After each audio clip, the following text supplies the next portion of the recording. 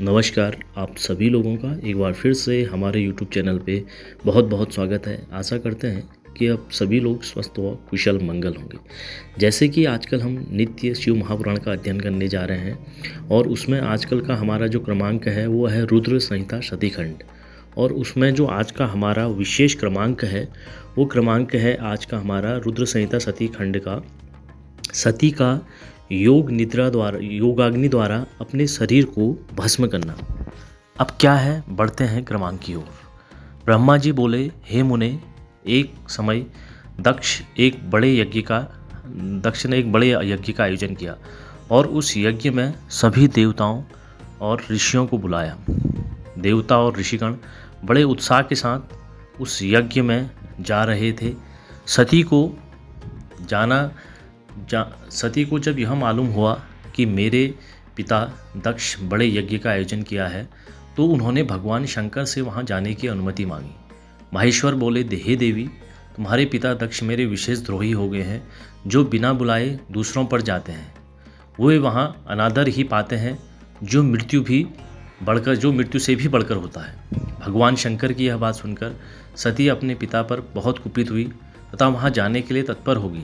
शिवजी ने अपने गणों के साथ सजे हुए नंदी वृषभ पर सती को विदा किया। यज्ञशाला में शिव का भाग न देखकर असह्य क्रोध प्रकट करते हुए वे विष्णु आदि सभी देवताओं को फटकारने लगी। अपने पिता के प्रति रोष व्यक्त करते हुए वे बोली, हे तात, आप शंकर के निंदक हैं, आपको पश्चाताप करना पड़ेगा। इस लोक में महान दुख होकर अंत में आपको यातना भोगनी पड़ेगी, जिसका शिव यह 2 अक्षरों का नाम एक बार उच्चारित हो जाने पर संपूर्ण पापार्शी को शीघ्र नष्ट कर देता है।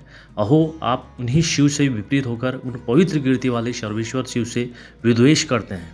इस प्रकार दक्ष पर कुपित हो सहसा अपने शरीर को त्यागने की इच्छा से सती ने योग मार्ग से शरीर को दग्ध हो जाने पर पवित्र वायुमय रूप धारण किया।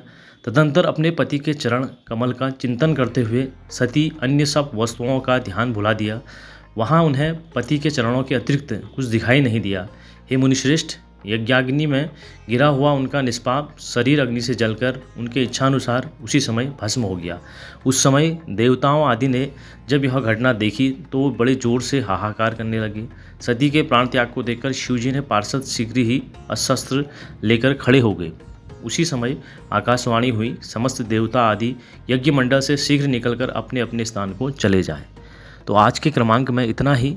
मिलते हैं अगले क्रमांक में कल आपको।